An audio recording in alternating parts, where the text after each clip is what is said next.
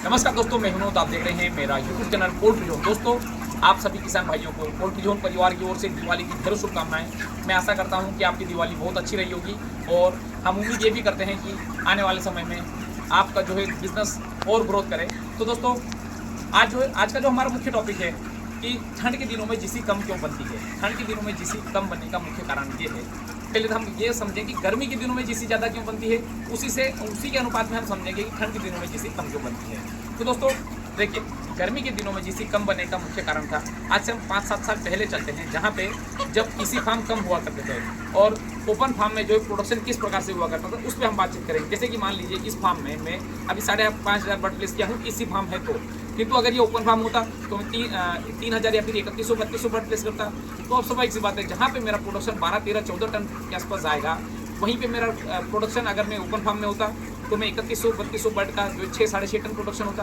तो अब सोचो, मतलब गर्मी में मेरा प्रोडक्शन कम हो जाएगा, मतलब कि जहाँ पे मैं 14 टन प्रोडक्शन दे रहा हूँ इसी फार्म में, ओपन फार्म में 6-7 टन प्रोडक्शन देता।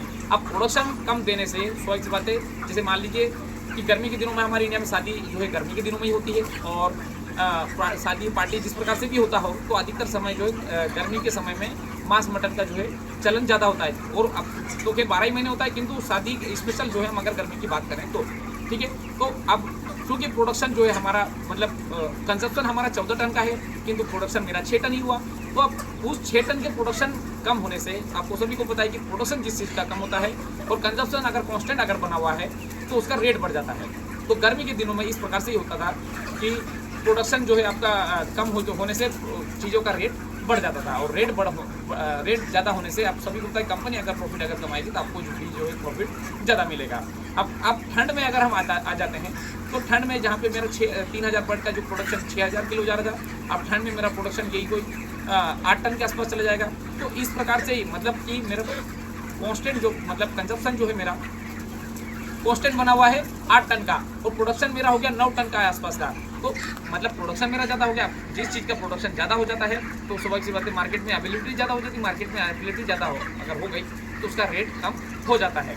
तो ठंड के दिनों में एवरेज रेट कम हो जाता है। दूसरी बात ये भी एक मुख्य कारण है कि गर्मी के दिनों में एवरेज बॉडी वेट 2,500-2,600 ग्राम लाने के लिए हमें एक्स्ट्रा एफर्ट लगाना पड़ता है, जबकि ठंड के दिनों में आप सभी को पता है, अगर कांस्टेंट अगर हम कंटिन्यू अगर हम अच्छा भोजन अगर करते रहेंगे तो ठंड के दिनों में भोजन अपने आप अपना मतलब एक साधारण मनुष्य का बढ़ जाता है। तो इनको तो हम हाई प्रोटीन देते हैं, मतलब मुर्गियों के अनुकूल टेम्परेचर और वातावरण मिलने से मुर्गियों का एवरेज बॉडी वेट अपने आप आ जाता है, जिसके कारण ठंड के दिनों में जो है प्रोडक्शन ज़्यादा हो जाता है। ज़्यादा प्रोडक्शन होने से मार्केट में पर्याप्त उपलब्धता हो जाती है, जिसके कारण हमारा एवरेज सेलिंग रेट कम हो जाता है और उसी के कारण जो है कंपनियां भी जो है एवरेज सेलिंग रेट कम होने से प्रॉफिट कम हो जाता है और उस प्रॉफिट में से फिर कंपनी भी आपको जिसकी कम देती है। मतलब इनमें 2-3 पॉइंट में अगर हम समझें कि मार्केट में अगर प्रोडक्शन कम हो गया, बर्ड का प्रोडक्शन क्योंकि गर्मी में प्रोडक्शन जनरली कम हो जाता है, तो प्रोडक्शन कम होने से आपका एवरेज मार्केट में मटेरियल का शॉर्टेज हो जाएगा।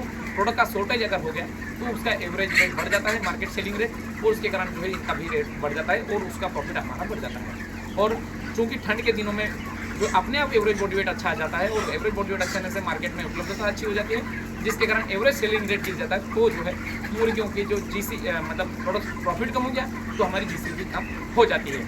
अच्छा, एक चीज़ जो मैं बता दूँ कि यह जो मतलब जो बना हुआ है सिस्टम, यह पुराना सिस्टम है, किंतु अगर हम देखें तो जहाँ पे मैं जैसे मान लो ये गर्मी में भी मैं 5,000 बर्ड की फार्मिंग करता, ठंड में उसे एक्चुअली 5.5 डले हैं, किंतु गर्मी में अगर मैं डालूंगा तो 5,000 बर्ड प्लेस करूँगा तो उतना फर्क नहीं पड़ेगा। आने वाले जो कुछ समय में देखना कि मतलब गर्मी में भी एवरेज रेट जो है कांस्टेंट ही रहेगा, मतलब ज़्यादा फ्लक्चुएट नहीं होगा, क्योंकि प्रोडक्शन जो है हमारा उतना ही मतलब इसी फार्म उस लेवल पे पहुंच रहे हैं कि गर्मी में भी जो है हमें अच्छा प्रोडक्शन देंगे। तो एवरेज सेलिंग रेट तो थोड़ा सा जो कांस्टेंट है वो तो रहेगा, किंतु हमारा प्रोडक्शन भी बढ़ जाएगा। किंतु ये सब चीज़ किसकी बदौलत हुई है? ये हुई है इसी फार्म की बदौलत। और दोस्तों, आज मैं मेरे फार्म का थोड़ा सा बता दूं कि आज हमारे फार्म में रेट 35 है और एवरेज बॉडी वेट भी अच्छा है। FCR जो है अब 1 या 2 दिन में, चूँकि दाना जो है दोनों फार्म का इकट्ठा आया था, तो मैं थोड़ा सा मतलब मेरे माइंड में नहीं है कि कितना बर्ड जो है इस फार्म पे दाना उतरा, कितना दूसरे फार्म पे उतरा, और एक मेरा स्टोरेज रूम है वहाँ पे कितना स्टोरेज रखा हुआ है। तो इसलिए जो मैं FCR कैलकुलेशन नहीं कर पाया हूँ, क्योंकि मतलब मैं अगर मेरा अनुभव अगर शेयर करूँ, FCR तो जो चूँकि मैंने आपको बता दिया कि मुझे पता नहीं है, किंतु मैं लीटर की कंडीशन से मतलब मैं इस फार्म की का FCR को मैं बता सकता हूँ कि FCR अच्छा ही होगा। क्योंकि मैंने मतलब 6 साल से फार्मिंग करते हुए आ रहा हूँ और 6 साल का जो मेरा अनुभव रहा कि जब जब लीटर खराब रहा तब मेरा FCR बिगड़ा है। जब लीटर अगर कॉन्स्टेंट रहा, अच्छा रहा, बढ़िया रहा, क्वालिटी का रहा, तो मैं उसी से अंदाजा लगा लेता हूँ कि मेरा FCR भी क्या रहा और एवरेज बॉडी वेट भी जो है मेरा कैसा होगा। तो दोस्तों मैं अगर अभी बताऊँ तो मेरा FCR जो है अंडर प्रोडक्शन कॉस्ट के ही आएगा। तो दोस्तों इसी के साथ मैं वीडियो समाप्त करना चाहूँगा। धन्यवाद।